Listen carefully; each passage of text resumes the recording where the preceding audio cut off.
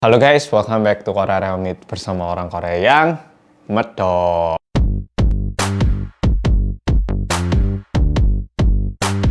Polo-polo, gimana kabarnya? Aku ngerti banyak banget polo-polo yang menunggu seri Detektif Remit dan itu merupakan salah satu hal yang menurutku aku juga enjoy dan sebenarnya aku lumayan bakat lah dalam menceritakan hal kayaknya. Karena aku sendiri gimana ya? Menikmati sebenarnya dalam proses pembuatan, tetapi banyak banget polo-polo yang sebenarnya DM aku ataupun komen di YouTube di mana-mana banyak banget yang tanya, Mas kok udah nggak ada konten Detektif Remit lagi? Ya bukannya nggak ada dan bukannya aku nggak mau, bukannya aku tidak mau memberikan konten yang polo-polo tunggu, sama sekali tidak. Aku sangat banget pengen ngasih, tapi ada dua alasan sebenarnya kenapa aku sedikit aduh ini harus dilanjutkan nggak ya gitu. Jadi langsung tak bagikan melalui video ini. Pertama, alasan pertama, polo-polo mungkin udah lihat di Instagram atau di mana kasus anak usia berapa, 15 tahun atau 12 tahun yang membunuh anak kecil yang usia berapa, 5 tahun kalau nggak salah. Nah itu waktu pertama kasus-kasus itu muncul yang udah ditangkap polisi tuh ya. Polo-polo kayaknya kalau yang tertarik sama Detektif Remit seharusnya tahu. Pertama postingan itu beredar dan tulisannya di situ itu kayak gini, anak ini termotivasi dari YouTube gitu, ada tulisan, dan pertamanya itu masih nggak jelas dari YouTube video apa gitu. Seketika aku melihat itu, aku itu cemas banget. Gimana kalau misalnya anak ini tuh ternyata ngelihat videoku ataupun ternyata aku yang memberi efek negatif gitu. Yang awalnya aku cuma pengen memberi informasi menarik kepada polo-polo berupa sebuah cerita, tapi kalau misalnya dampaknya negatif gimana ya? Kayak dulu sama waktu di Indonesia kayak Smackdown itu loh, banyak banget yang nonton, tapi ada beberapa anak yang malah meniru terus melukai temannya sehingga Smackdown kayak dilarang gitu ya waktu itu, waktu tahunku 2009, 2008, 2007, ngerti lah yang seumuranku. Nah aku pertama ngeliat itu langsung mikir, waduh ini bener-bener serius banget buat aku, dan itu bikin aku kayak bener-bener cemas gimana kalau misalnya kontenku ini ternyata membuat atau membawa efek negatif, dan kenyataannya anak itu membunuh gitu loh ya. Jadi aku bener-bener sedikit ngeri, aku bener-bener kayak jadi mikir lagi gitu, ini konten boleh nggak sih kalau aku lanjutin. Nah itu alasan pertama.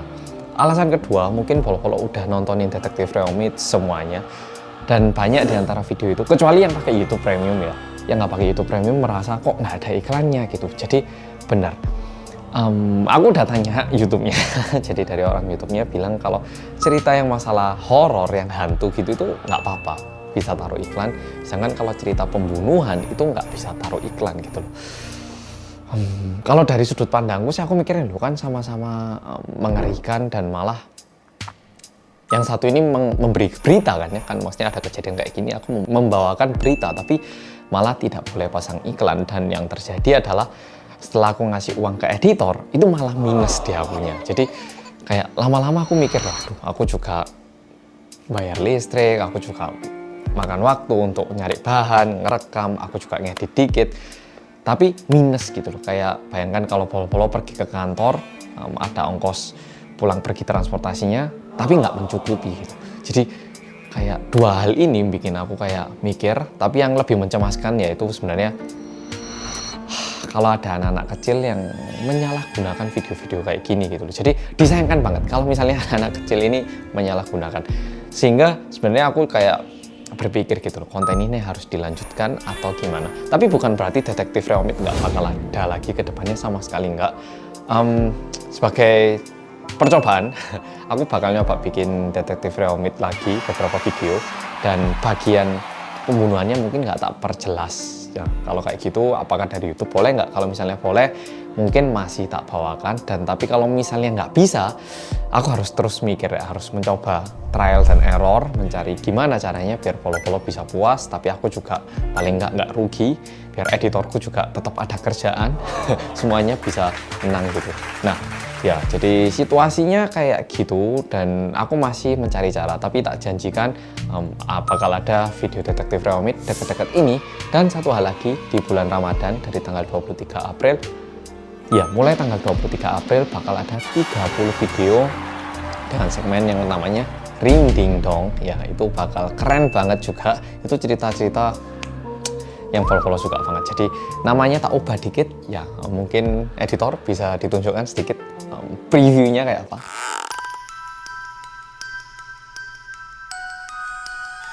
Tapi di tengah-tengah tidurnya ini, istri Kim mendengar suatu suara kayak tetapi meskipun rumahnya dibel berulang kali, tidak ada yang membukakan pintu. Pak, apa bener-bener nggak bisa? Beneran nggak bisa tak, Pak? Setelah itu langsung keluar dari rumah itu dan menghilang. Bangun, sadar. Kamu ini kenapa kok tiba-tiba gini? Dibilangnya apa sih kamu ini?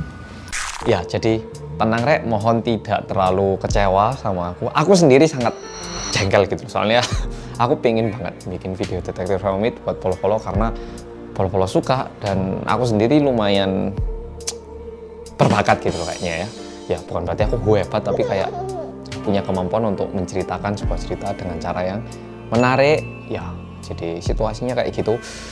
Mohon maaf dan mohon pemahamannya dari Polo-Polo. Semoga Polo-Polo bisa memahami situasi ini. Tapi ya aku juga berusaha di belakang ini. Aku terus mikir juga gimana caranya. Apakah cerita ini gini gitu ya. Jadi mohon tidak merasa kalau aku ini melupakan Polo-Polo. Aku benar-benar gak mau lagi. Nggak. Oh ya, dan juga kalau misalnya ada kasus-kasus terbaru di Korea, kalau misalkan itu nggak bisa dipasang iklan pun nggak apa-apa kalau misalnya berita itu penting gitu. Jadi tetap jangan khawatir, tapi aku masih memikirkan gimana caranya biar setiap minggunya tetap bisa tak bawakan cerita-cerita yang menarik buat Polo-Polo.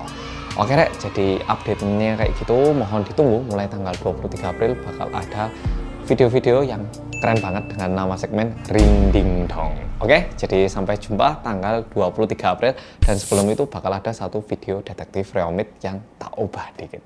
Oke Rek, makasih udah nonton dan sampai jumpa di tanggal 23 April. Bye-bye.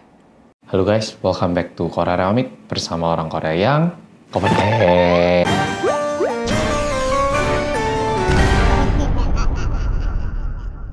Oke Polo-Polo, ini merupakan video pertama dari segmen Ring Ding Dong. Jadi langsung kita mulai. Cerita ini berawal mula dari sepasang suami istri, Pak Kim dan istrinya. Pak Kim dan istrinya adalah dua orang yang sangat ulet. Mereka bekerja keras dan mengumpulkan uang untuk bisa membeli rumah milik mereka sendiri.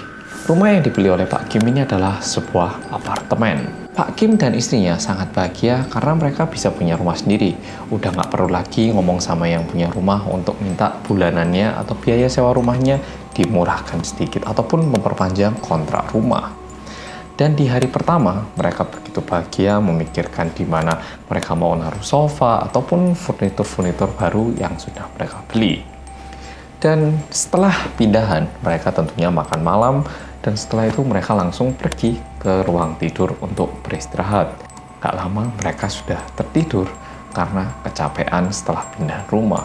Tapi di tengah-tengah tidurnya ini, istri Kim mendengar suatu suara kayak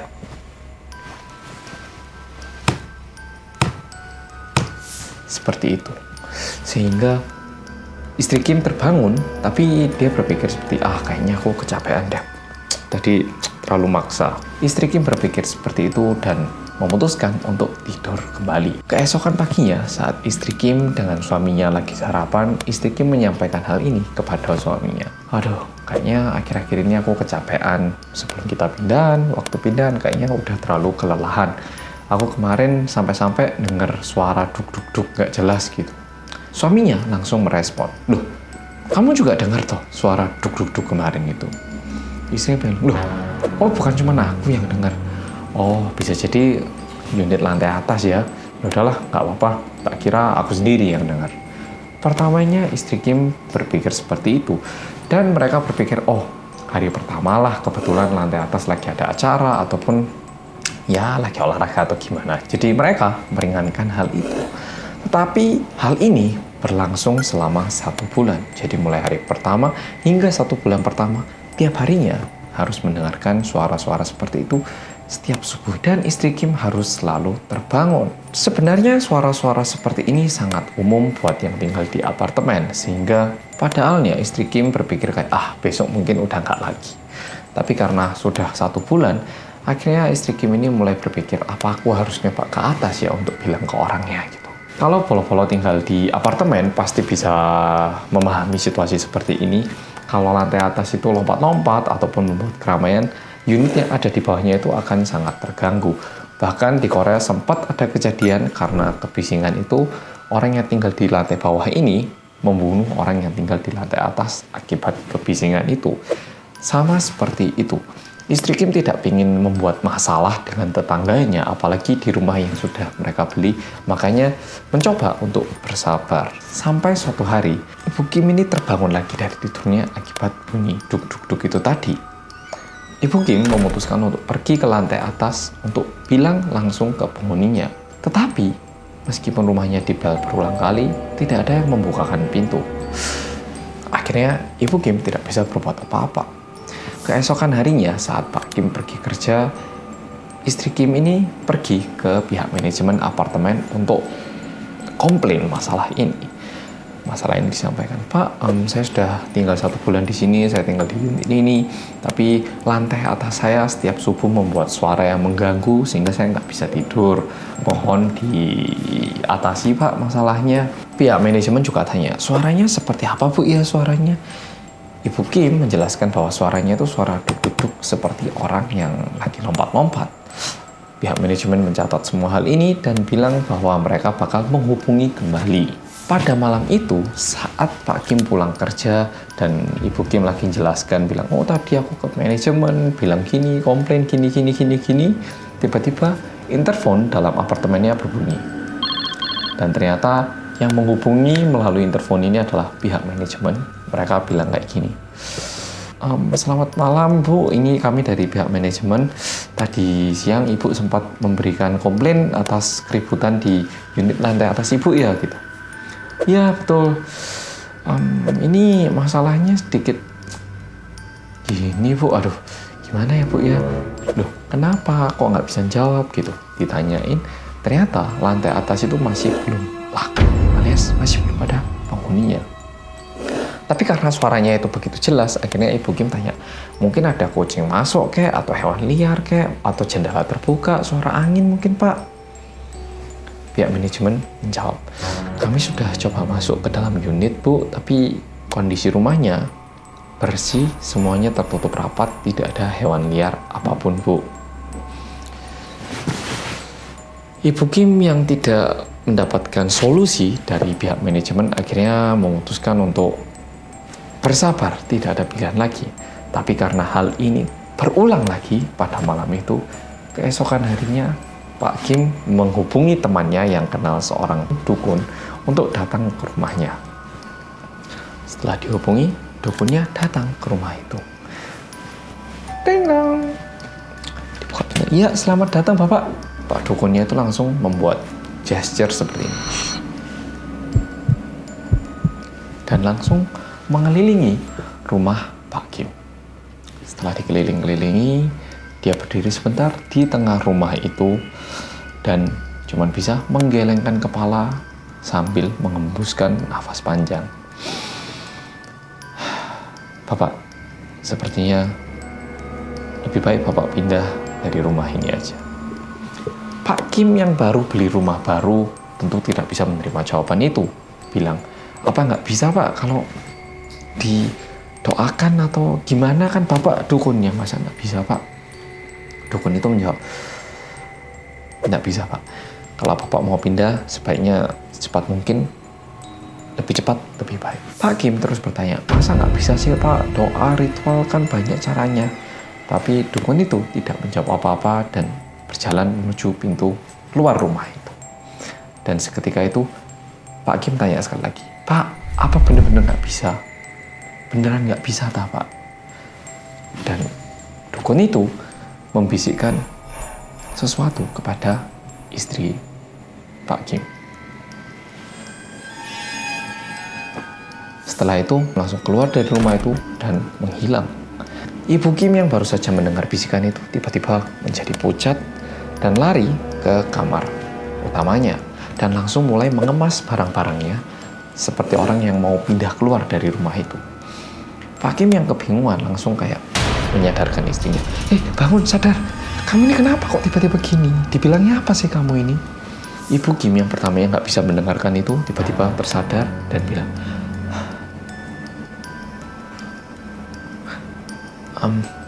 tadi dukunnya itu membisikkan ini ke aku.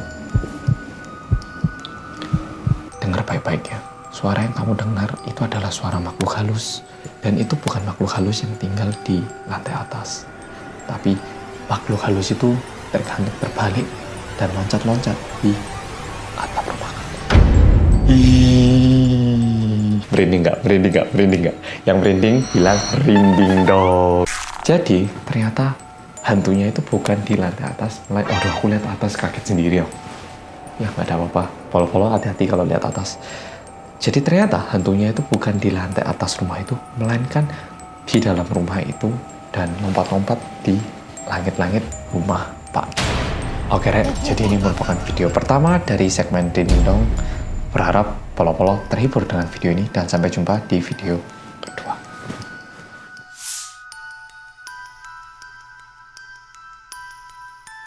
Tapi tubuhnya itu udah basah semua dengan keringat. Hal ini cuma terjadi kepada Jiu.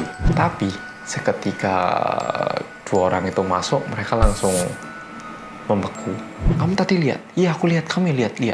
Padahal waktu Sona membawa barang ini ke lantai 5, dia itu bisa ngangkat sendiri.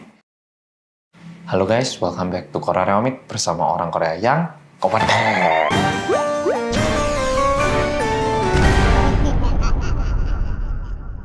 Oke, polo-polo, ini merupakan video Rinding Dong yang kedua. Langsung kita mulai.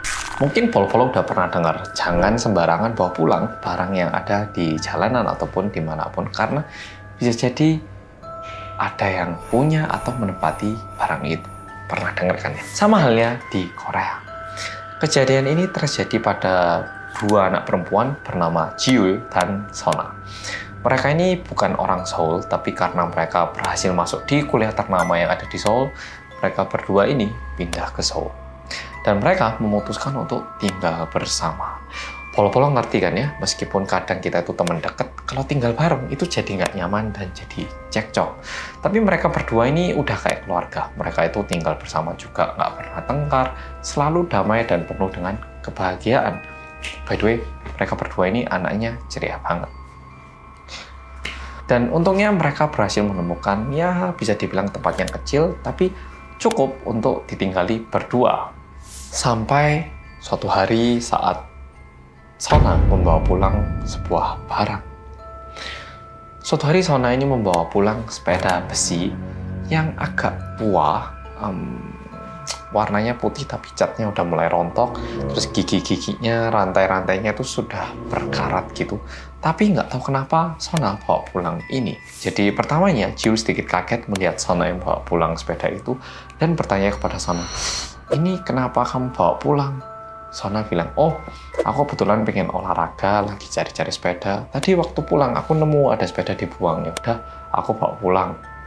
Itu katanya. Dan sepedanya itu cantik banget. Jiul yang mendengar itu kayak, apa?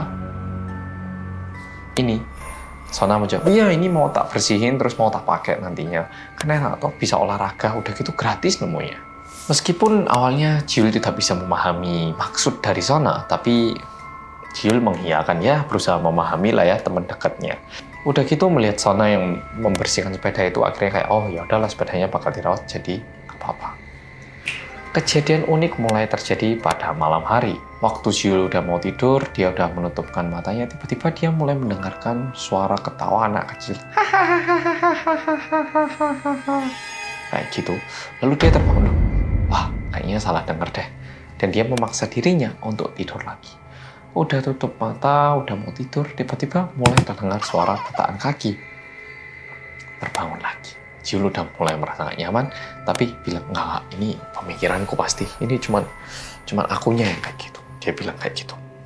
Dan waktu dia mau tidur lagi, terdengar lagi suara seperti sepeda yang dipancang. Sama seperti bunyinya waktu Sona membersihkan rantai itu menggunakan oli. Jiul mulai merasa tidak nyaman, udah mulai berkeringat dingin, tapi karena dia tidak bisa apa-apa, akhirnya dia memutuskan untuk memaksakan diri untuk tidur. Tiba-tiba ada suara teriakan, Jiul! Dan ternyata udah pagi, jadi Sona membangunkan Jiul yang masih tidur dari luar. Kamu katanya ada kelas pagi, kok nggak bangun? Jiul langsung kayak, oh iya, aku ada kelas pagi ya. Tapi tubuhnya itu udah basah semua dengan keringat. Seketika itu dia langsung keluar dari kamar. Jiul menanyakan ke Sona, kamu kemarin malam nggak dengar suara-suara aneh atau kamu nggak benerin apa gitu kan ya? Enggak tuh. Ada suara tak kemarin? Sona menjawab kayak gitu. Akhirnya Jiul kayak, mungkin aku salah dengar. Ya udahlah gitu. Kabar buruknya, hal ini terus berlanjut hingga 1 minggu. Dan yang membuat Jiul lebih stres adalah hal ini cuma terjadi kepada Jiul. Akhirnya karena dia udah benar-benar lelah, suatu hari dia mengajak temannya, teman kuliahnya, Mijin, ini juga temannya Sona gitu, untuk menginap bersama di tempatnya gitu. Dan kebetulan hari itu Sona bakal pulang agak telat. Jadi Jiul dan Mijin pergi ke tempat tinggalnya Jiul dan Sona untuk bermalam. Dan seketika nyampe di rumah itu, Mijin bilang, beneran loh, makasih udah mau nemeni aku di sini. Temennya bilang, aduh nggak apa-apa lah, pokoknya kamu jangan lupa loh, kamu udah janjiin aku traktir pizza loh ya. Oke, nggak masalah. Dan seketika itu dia membuka pintu dan masuk. Tapi seketika 2 orang itu masuk, mereka langsung membeku. Karena mereka melihat satu bocah di ruang tengah yang lagi ketawa dengan lepas gitu. Habis gitu, bocah ini lari ke sepeda itu, karena sepedanya diparkir di sebelah TV ya. Habis itu dia itu mancal sepeda itu sambil ketawa-ketawa. Dia naik ke saddle atau tempat duduknya sepeda dan lompat-lompat di situ. Dan tiba-tiba bocah itu menoleh dan teriak. Sehingga Jiul dan Mijin langsung lari keluar dari rumah itu ketakutan, dan mereka saling menatap dan tanya, kamu tadi lihat? Iya, aku lihat. Kami lihat. Karena ini begitu menakutkan, mereka memutuskan untuk bilang ini ke Sona. Waktu disampaikan, pertamanya Sona bilang, kamu ini guyonan ya, bisa aja, nggak mungkin lah, dia nggak percaya. Tapi karena Jiul dan Mijin bilang terus-menerus, lama-lama Sona jadi marah. Bahkan dia bilang, kalau kamu nggak suka sama sepeda itu, aku tak keluar rumah wis. Kalian tinggal berdua, aku tak keluar rumah, aku tak pindah ke tempat lain sendiri, nggak apa-apa. Jiul yang merasakan sebuah keanehan akhirnya memutuskan untuk membuang sepeda ini dan meminta bantuan kepada Mijin untuk membuang sepeda ini. Untungnya Mijin mengiyakan itu dan mereka membuat rencana.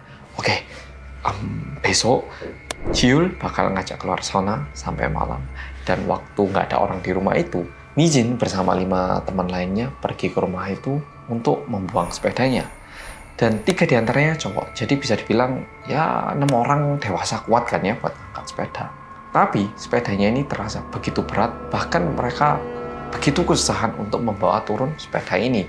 Karena rumahnya itu di lantai 5, jadi untuk membawa ke lantai 1 ini membutuhkan tenaga yang super. Padahal waktu Sona membawa barang ini ke lantai 5, dia itu bisa mengangkat sendiri. Untungnya sepeda itu akhirnya berhasil dibawa turun. Dan karena rencana mereka adalah membuang sepeda ini jauh-jauh, mereka sudah menyiapkan mobil juga. Dan seketika sepedanya ini diangkut ke mobil, dan mobilnya juga mulai kempes. Mijin dan 5 orang teman lainnya udah merasa ini sepeda nggak bener nih. Kita harus buang, gimana caranya, tetap harus kita buang.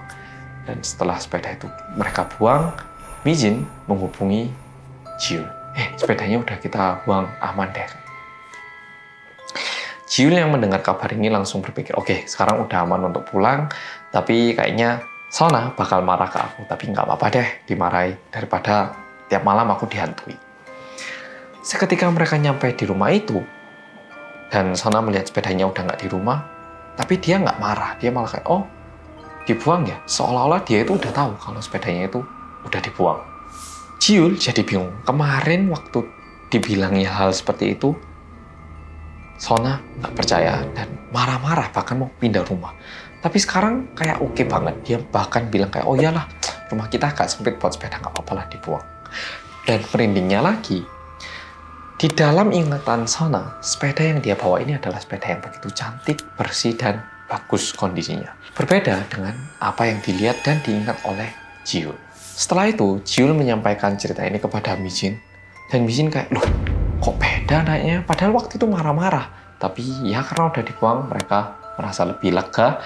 Dan setelah itu, Mijin menanyakan hal ini kepada saudaranya atau sepupunya yang kebetulan memiliki kemampuan untuk melihat dunia-dunia mistis gitu ya. Dan setelah diceritai bahwa sepedanya itu begitu berat untuk dibawa turun dan semuanya itu, sepupunya bilang, itu bukan sepedanya yang berat. Waktu itu kan bilang Sona bisa bawa naik sendiri kan ya? Waktu kamu angkat itu, sepeda itu diduduki sama punya. Gimana, Rek? Merinding nggak? Kalau merinding bilang apa? Rinding dong. Oke, Rek. Jadi, hati-hati saat membawa pulang sebuah barang yang tergeletak di jalan. Bisa jadi ada apa-apanya, oke? Jadi selalu berhati-hati, berharap Polo-Polo terhibur dengan video kali ini. Dan sampai jumpa di video Rinding Dong berikutnya. Oke, Rek. Makasih sudah nonton. Bye-bye.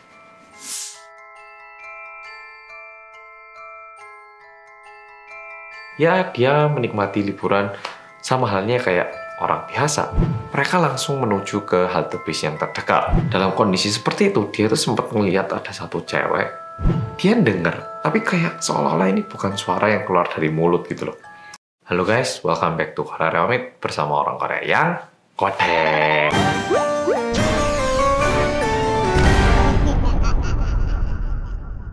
Oke, Polo-Polo. Kali ini aku mau menceritakan sebuah kejadian yang terjadi di Busan. Kejadian ini terjadi pada seorang laki-laki yang bernama Dongyong. Dia waktu itu masih SMA kelas 2 dan baru selesai UAS. Akhirnya dia sama teman-temannya memutuskan untuk pergi main ke pantai karena di Busan itu pantainya cukup terkenal dan enak buat liburan sebenarnya. Di Busan itu ada dua pantai yang terkenal, yaitu Hwanghanli dan Haeundae. Tapi mereka memutuskan pergi ke yang Haeundae. Ya, namanya anak SMA. Mereka ke pantai, renang, keluar, makan dikit, duduk-duduk, renang lagi. Keluar, duduk, makan dikit, renang lagi. Ya, dia menikmati liburan sama halnya kayak orang biasa. Nah, dari pagi sampai malam mereka itu main terus. Dongyong sama teman-temannya ini main terus.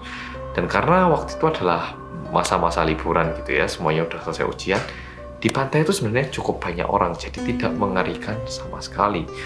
Tapi karena mereka udah main seharian penuh, akhirnya mereka mulai merasa lelah dan capek, pengen pulang gitu. Akhirnya, Dongyong sama teman-temannya memutuskan untuk pulang, dan transportasi yang mereka pilih adalah bis. Mereka langsung menuju ke halte bis yang terdekat.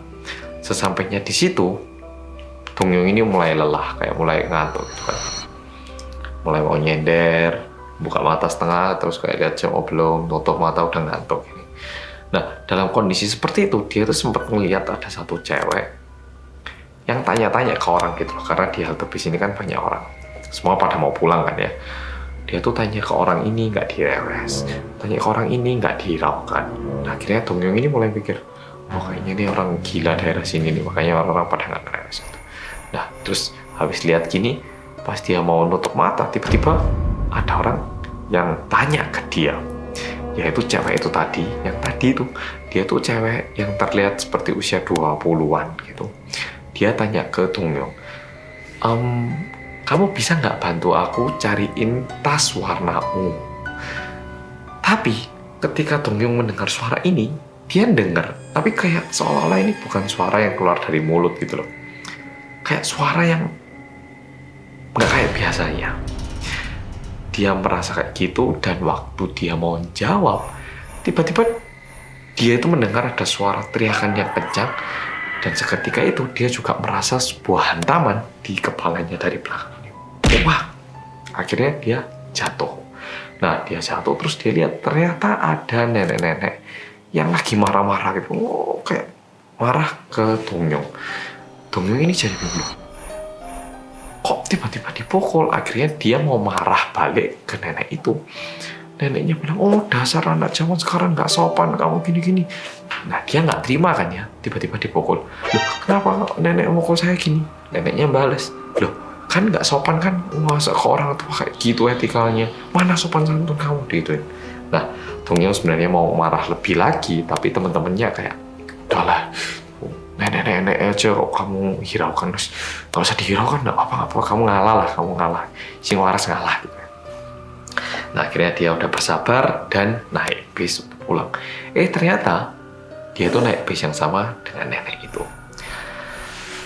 Dongyong waktu di dalam bis itu dia agak kurang happy karena pagi sampai siang sampai sore sampai malam dia tuh udah main-main, udah seneng-seneng. Tiba-tiba waktu mau pulang dipukul sama nenek-nenek. Jadi dia ngira ini nenek yang demensia ini pasti, aduh dipukul, sial lah. Wis dia kayak jadi kepikiran sehingga dia menatap jendela dengan muka cemberut. Tiba-tiba nenek tadi itu datang lagi dan ngajak bicara. Dongyong itu udah ngira, waduh ini cari masalah lagi nih. Dan ketika neneknya ngomong dan dia toleh, ternyata neneknya tuh beda banget kali ini. Dia nggak marah, dia malah bilang gini, nak kamu tadi pasti kaget ya karena nenek langsung marah-marah ke kamu. Mohon dipahami ya, tapi tadi itu maksudku baik ke kamu, bukan maksud buruk. Dan nenek itu menjelaskan lebih lanjut lagi. Tadi itu nenek lihat ada makhluk yang mau nempel ke kamu, makanya nenek ini pura-pura marah biar kamu nggak ditempeli. Soalnya kalau udah ditempeli itu bahaya banget. Nah, Dongyong itu mikir, ono mana nenek yang mau ngada-ada kok, ini hantu lah apalah, ditempeli apa. Jadi dia itu udah kayak nggak ngeremes gitu loh. Tapi neneknya itu terus menjelaskan, kamu kalau misalnya udah ditempeli sama makhluk halus kayak gitu, hidupmu itu nggak bakal bisa panjang lagi. Dan sampai hari terakhir kamu itu bakal dimintai nyari ini, nyari itu, nyari ini, nyari itu. Jadi kamu nggak bisa hidup panjang lagi kalau misalnya kamu dengarkan ataupun membalas perkataan makhluk halus itu tadi. Makanya tadi nenek itu pura-pura marah biar kamu nggak ditempeli. Meskipun dibilang kayak gitu, jujur Dongyong nggak happy lah. Udah dipukul ya kepalanya, dia nggak happy. Tapi neneknya sekali lagi bilang, ya tapi ini buat kebaikan kamu ya, mohon dipahami ya. Sambil menepuk pundaknya Dongyong. Setelah itu tidak lama Dongyong dan teman-temannya sampai di tujuan. Akhirnya mereka turun. Nah teman-temannya ini kan lihat mukanya Dongyong itu udah nggak happy gitu loh. Nah akhirnya teman-temannya datang, aduh wis kamu lupakan aja loh, itu biasalah orang-orang tua kadang suka ngomong yang nggak bener. Masa tadi katanya apa, ada cewek muda yang mau ngajak ngomong kamu, kan nggak bener lah, mana ada tadi orang yang mau ngomong sama kamu. Di situ Dongyong itu langsung, kamu tadi nggak lihat ada cewek muda yang datang ke aku? Kamu ini ada-ada aja. Tuh nenek gendeng itu nggak ada apa-apa kok tadi. Ya toh. Teman-temannya bilang, iya nggak ada kok, neneknya yang gila.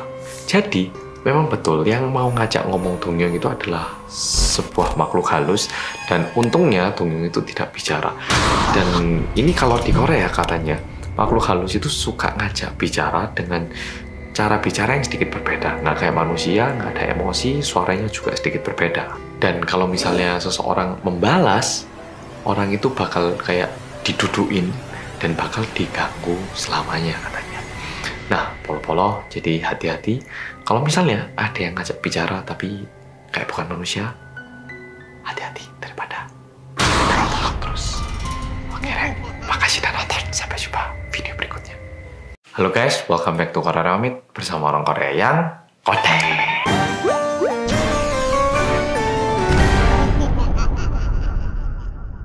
Oke, polo-polo, cerita yang kali ini tak peringatkan agak medeni. Oke?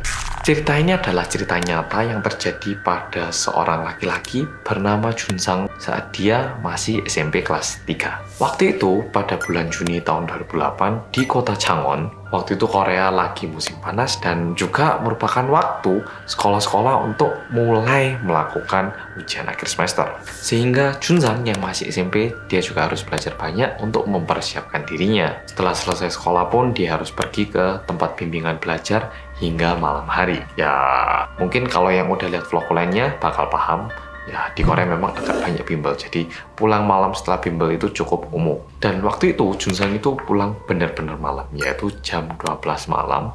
Tapi untungnya tempat les-lesannya atau bimbelnya sama rumahnya itu cuma jarak 5 menit jalan.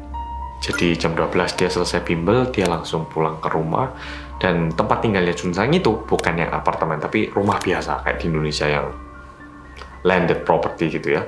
Nah, waktu dia mau masuk ke rumahnya melalui gerbang utama itu ada perasaan yang aneh gitu. Tapi ya mungkin cuman perasaan lah gitu. Dan lokasi rumahnya Junsang itu sedikit tidak baik karena susah dapat matahari. Tahu kan ya, untuk manusia matahari itu penting banget. Jadi kalau misalnya kita nggak pernah lihat matahari, itu nggak bagus. Jadi rumahnya itu lokasinya agak sedikit gelap.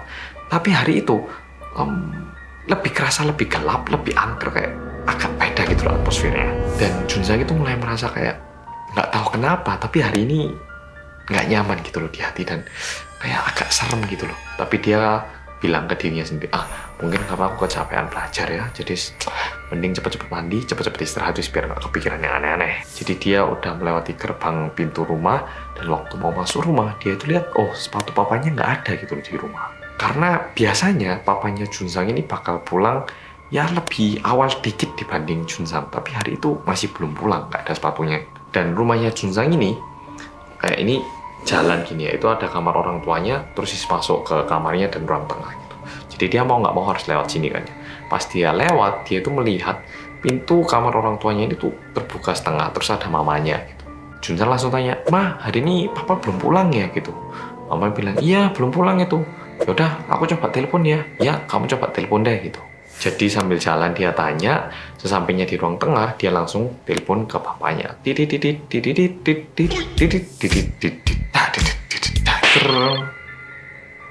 Udah mulai nyambung. Nggak lama papanya langsung ngangkat. "Halo." "Halo, Pak. Loh, ini udah jam berapa, Pak? Kok nggak pulang hari ini?" "Oh iya, Junsang. Malam ini Papa lagi ada janji sama teman-teman.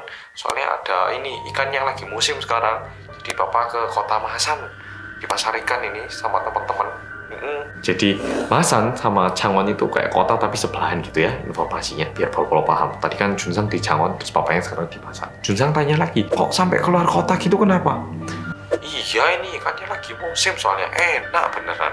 "Aduh, iya Pak, tapi ya pulang dong Pak, udah malam ini." Junsang sama papanya ini tergolong lumayan dekat gitu. Jadi dia juga nguyon nih, "Ayo apa pulang?" "Aduh, masa nggak pulang-pulang ini loh, udah malam loh ini."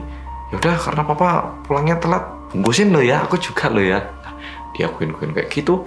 Tiba-tiba dia itu mendengar ada suara perempuan gitu loh. Terus dia mikir, "Pak, kok kayaknya ada suara perempuan, siapa Pak?" gitu. Papanya itu jawab, "Loh, tuh, nah kamu itu ada aja pertanyaan. Ya siapa lagi kalau bukan mamamu?" Seketika itu Junsang langsung merasa bulu kuduknya itu berdiri semua kayak. Dan Junsang kan lagi telepon, di sebelah teleponnya itu ada TV dalam kondisi mati. Polo-polo ngerti kan ya, kalau layar TV nggak dinyalakan, itu kan memantulkan gitu kan ya, kayak cermin tapi nggak kayak cermin, kayak kita bisa melihat melalui pantulannya gitu kan ya. Dan lewat pantulannya itu dia bisa melihat kamar orang tuanya yang pintunya terbuka setengah itu tadi.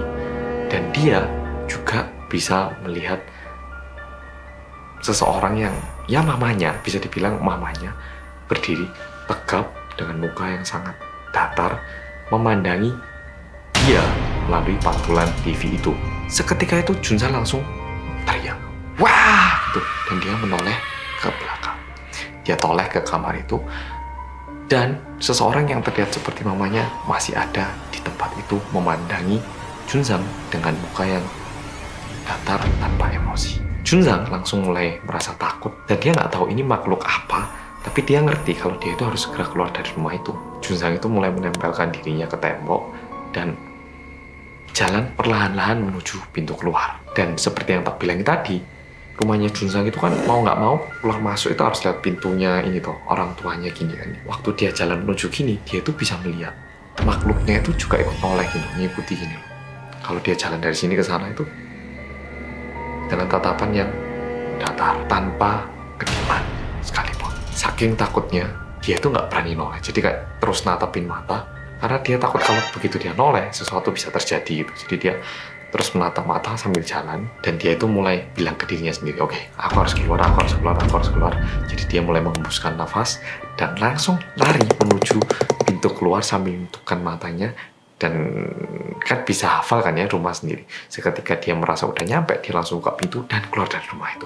Begitu keluar dari rumah, saking takutnya Junsang itu langsung duduk di dekat tembok rumahnya dan bersembunyi di situ gitu, jongkok sambil sembunyi gitu. Sekitar 30 menitan kemudian tiba-tiba ada teriakan, Junsang, kenapa kamu di luar gitu? Ternyata papanya yang datang dan bareng sama mamanya. Jadi orang tuanya datang dua-duanya. Karena papanya tanya, Junsang langsung bilang, ya Pak, tadi kejadiannya gini. Akhirnya papanya bilang, yaudah coba papa masuk deh. Tapi setelah papanya masuk, papanya tidak menemukan apa-apa. Ya Pak, merinding nggak? Kalau merinding bilang apa?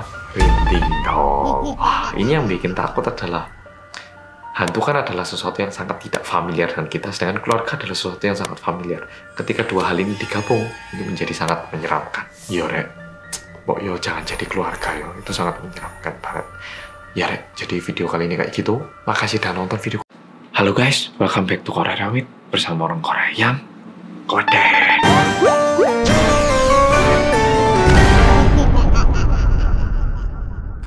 Aku sebenarnya sambil nyari konten ini menemukan satu informasi yang menurutku aneh banget. Aku nggak tahu kalau di Indonesia ada nggak istilah ini. Jadi di Korea itu ada istilah Gwijot, ataupun ternyata ada bahasa Inggrisnya yaitu spektrofilia, yang artinya menjalin sebuah hubungan dengan arwah ataupun kayak setan gitu.